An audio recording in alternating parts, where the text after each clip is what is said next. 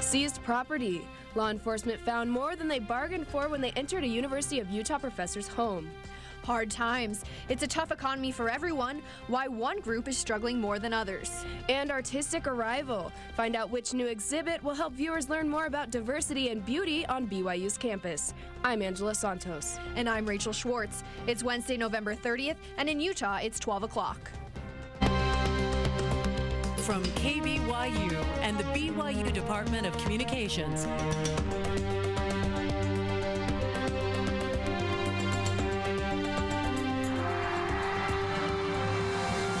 This is the award-winning 11 News at noon. Police say they have seized a significant amount of property from the home of the University of Utah professor accused of viewing child pornography on an airplane, and also say there is a possibility Grant Smith will face more criminal charges. The man who says he caught Smith viewing explicit images and who tipped off authorities is now talking about it. At first, they were just very innocent pictures of young kids having fun, bathing suits and some other things. But then as time went on, the pictures became a lot more graphic. The guy sitting next to him, as I was walking out with the police to go down to the station, was he even came up to me and said, I appreciate what you did. I had no idea that the guy even sitting right next to me was even doing this. I feel bad for a lot of people, but mostly for these innocent girls. Every picture I saw, by the way, was all young girls. It was never a boy. And he's got 2 young kids. Smith is in custody on $75,000 bail, and the judge won't allow Smith any unsupervised contact with children under 16.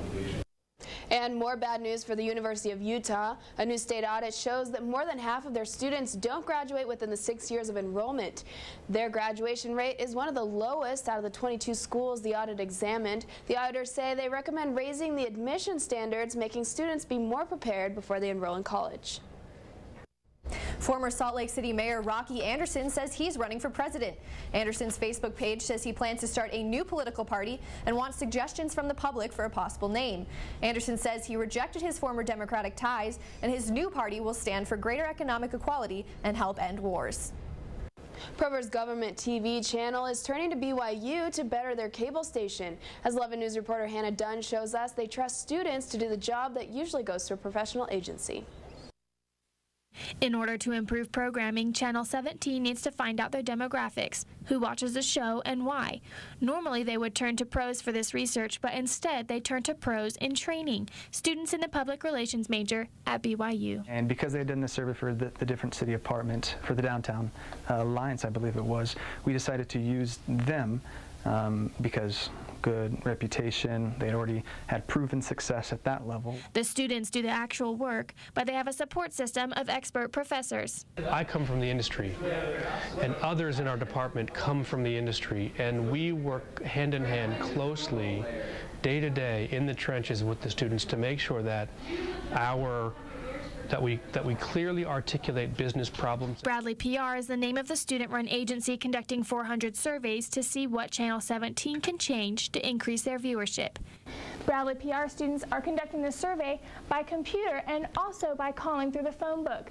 They don't have the official results yet, but they do have an idea. People want Provo Channel 17 to make some changes. They want the programming to be more interesting, and they want the flow of ideas to be quicker and more fast-paced. In Provo, Hannah Dunn, 11 News. Bradley PR says they're almost done with the research, and Channel 17 will have the data by the end of the year. Then they can decide what changes to make. The Utah legislature may renew a law that puts a limit on the lowest price a gas station can charge at the pumps.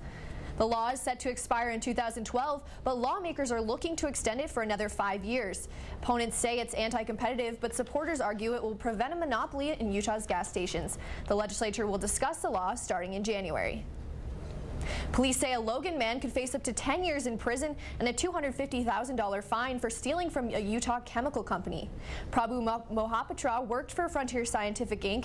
when investigators say he emailed secret chemical recipes to his brother-in-law in India. Court documents show Mohapatra admitted he was involved and apologized to the company. The poverty rate for Hispanics hit a new high according to a data released by the U.S. Census Bureau. 11 News reporter Alfredo Carrera shows us why the current bad economy hits hardest on those who have the least. Maria Lopez came from Mexico 11 years ago, determined to live the American dream with her family. She says things were good when she first arrived, but now her personal budget is pretty tight. Before, I used to earn more than $500 a week, but as soon as the economic crisis came, I didn't see that amount anymore. Sometimes I make 70, sometimes 100, sometimes 150, depending on the sales. Although Lopez has lived in Utah for more than 10 years, she says she has not asked the government for help because she doesn't qualify for any aid program. Her legal status and her fear of law enforcement makes her economic situation even more difficult. I don't have Medicaid, I don't have Social Security, I don't have anything. Why would I ask for that help? To have people tell me, you don't have papers, no, there's no help for you. Besides the Medicare and the Social Security, the government also provides people with other support programs like the food stamps that now look like a debit card.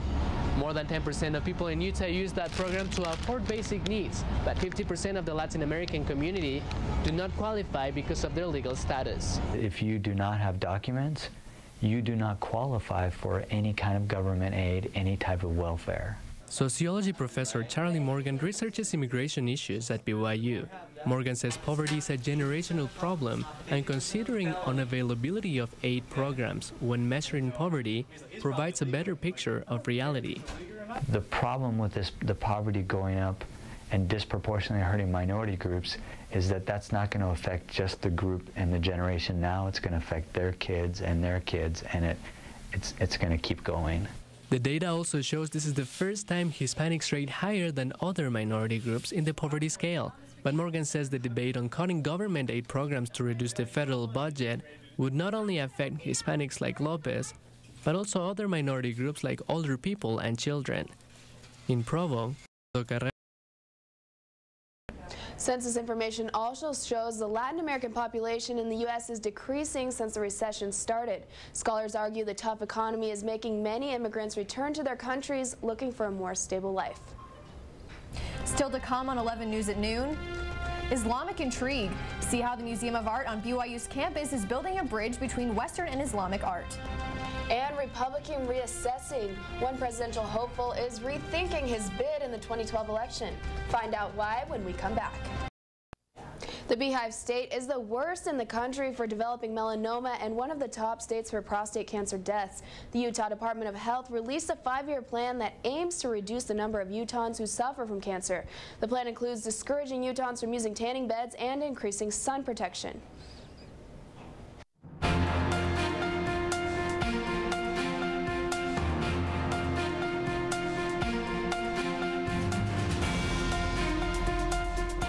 More allegations against Herman Cain, hospitals filling up with soldiers suffering from post-traumatic stress, and turning trash into energy. Here's your look at news from across the nation. Presidential hopeful Herman Cain may rethink his campaign after new allegations of a 13-year affair. His support has fallen since claims of sexual harassment came up last month, but he didn't let this stop him. He went on with a foreign policy speech in Michigan last night and did not mention the affair. Senior advisor says Cain does not intend to drop out of the election. Veteran Affairs say that post-traumatic stress disorder is affecting more war veterans. Armed force doctors get about 9,000 new cases of PTSD every 3 months.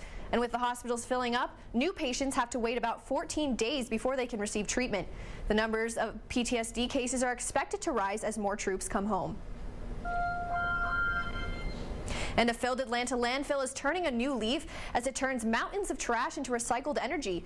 The old Hickory Ridge landfill is now covered with 10 acres of solar panels, which harness energy to power parts of the city. This green machine also produces massive amounts of methane gas that the city uses in side projects to benefit local industry. And that's your look at news from across the nation. Angela? Thanks, Rachel. When 11 News at noon returns, seniors sign off. See how these BYU football players plan to keep busy after they graduate. And flying free. One man flies alongside jets. You have to see this to believe it. And we have another storm on the way, but it's not the snow you should be worried about. I'll tell you what to expect when 11 weather returns.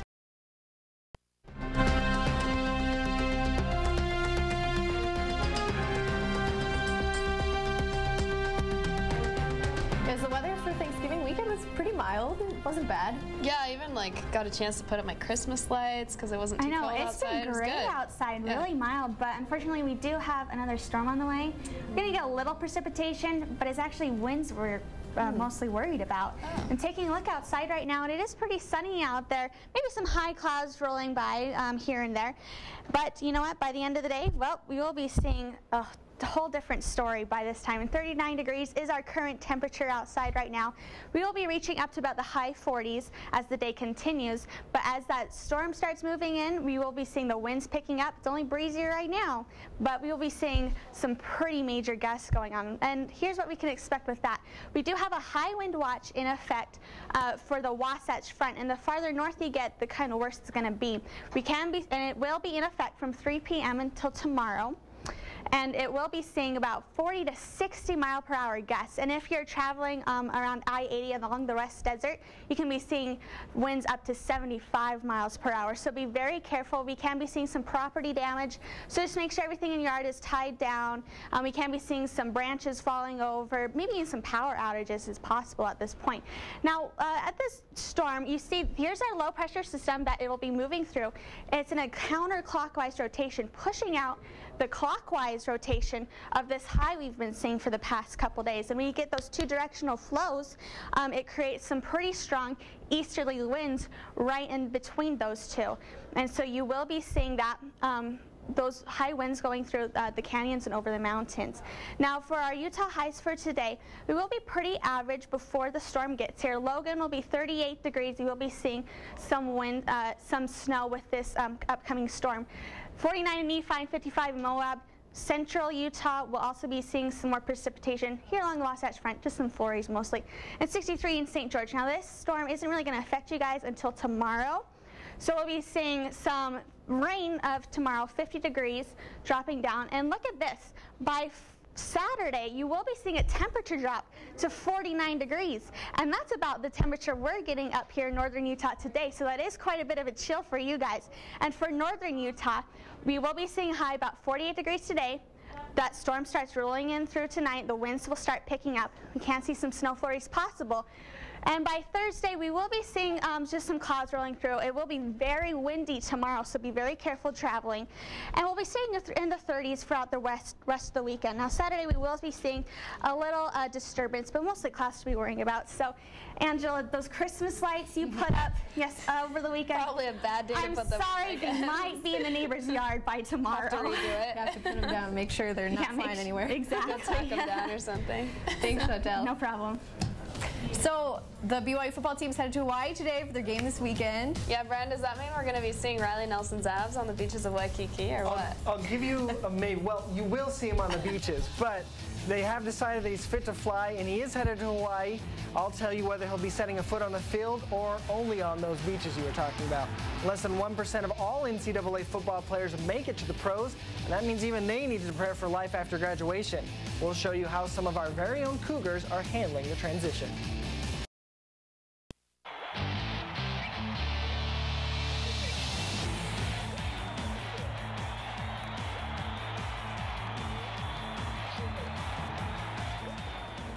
It's a Christmas miracle. Team doctors have cleared quarterback Riley Nelson to play this Saturday against Hawaii. Bronco Mendenhall said the final decision won't come until game day and it will largely be based on how Nelson is feeling. Translation, Riley Nelson will be starting this Saturday against Hawaii. To help protect his tender ribs, they've ordered a custom vest and he'll likely receive pain-killing injections. BYU's football season may be coming to an end, but it's a new beginning for the seniors on the team. 11 Sports reporter Christy Richmond tells us what things the seniors have planned for the future.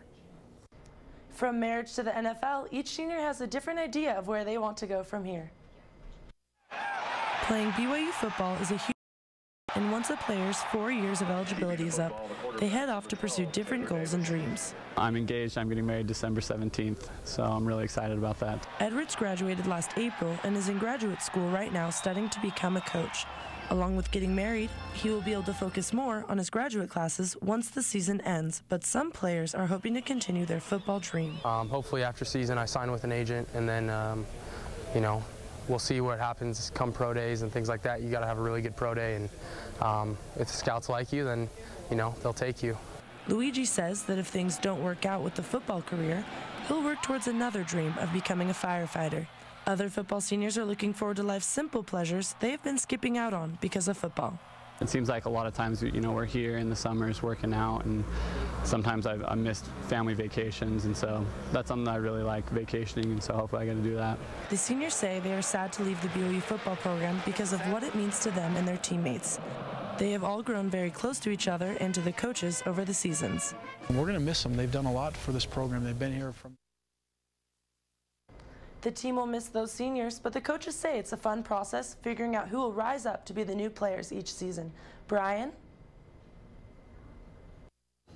The football team may be headed to Hawaii this weekend, but the women's basketball team is already there, competing in the Hukalau Invitational. They started the tournament by completely dominating BYU Hawaii last night, winning 88-27. Kim Parker led the Cougars with 16 points, 5 rebounds, and 4 steals, and all of that in only 16 minutes of play. They'll now face undefeated Arizona on Thursday. And for the men, they'll be looking to bounce back from their loss to Wisconsin as they take on Northern Arizona tonight at 7 in the Lumberjack Classic. Northern Arizona is 2-4 in the season and shouldn't be too tough of a task for the Cougars. The game is the third in a string of 4 straight neutral site games, concluding this Saturday with Oregon at Energy Solutions Arena. And I don't understand why everyone is so obsessed with Riley Nelson's abs. I mean, they must be really great. I'm sensing some jealousy. Why, yeah, I'm a little jealous. I'm not gonna lie. Maybe you should just hit the gym a little more and get that attention. Probably. Maybe you can interview Riley Nelson and help give his secrets. Yeah, that's a good idea. I'm gonna go talk to Riley Nelson about his abs. Still to come on 11 News at noon. High in the sky. Is it a bird? Is it a plane? No, it's Jetman. Don't fly away. We'll be right back.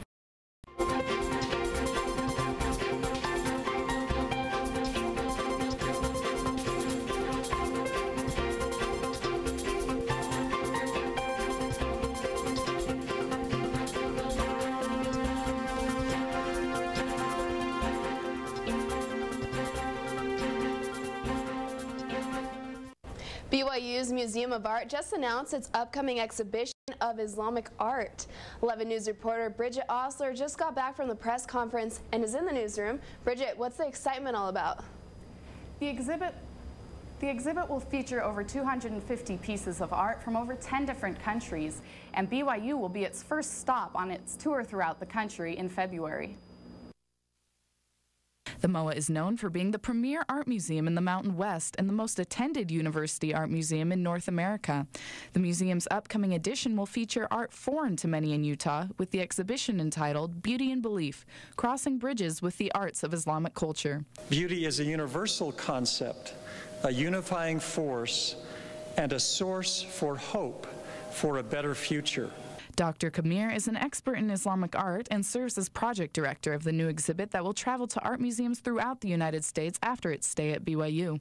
And why BYU? Well, here is a community, a religious community, who actually sincerely embraced the project, who is willing to cross bridges. The exhibit aims at helping museum visitors understand and appreciate Islamic art. Museum officials also say they hope the art will help viewers value the diversity and richness of the Islamic culture. The program director says she hopes the new exhibit will help bridge the gap between Western and Islamic cultures. So the exhibition invites you to look closely, to try to unravel the beauty of this material and to unravel the cultural, messages that are within this material, in the hope that sight leads to insight. And Angela, even though the exhibit won't be here for 3 more months, the museum is already making room for the new exhibit. That sounds really, really interesting. Where can we go to get some more information? Click on my story at 11news.byu.edu to find out exact times and dates of the exhibit. Great, thanks, Bridget. Ever wondered what Superman feels like when he flies? Just ask Jetman. Stuntman Eve Rossi has a jet suit that even Superman would be jealous of. The Swiss aviator actually flies information with real jets. Take that, superheroes. Jetman's wings take him to speeds of 137 miles an hour, and he has enough kerosene for a flight to last 8 minutes. Not quite long enough to save the world, but Rossi says those 8 minutes make him feel invincible. It's crazy, huh? Wow, yeah, it's great. That's 11 News at noon for Wednesday, November 30th. You can join us anytime on our website, 11news.byu.edu. Thanks for watching. Have a great afternoon.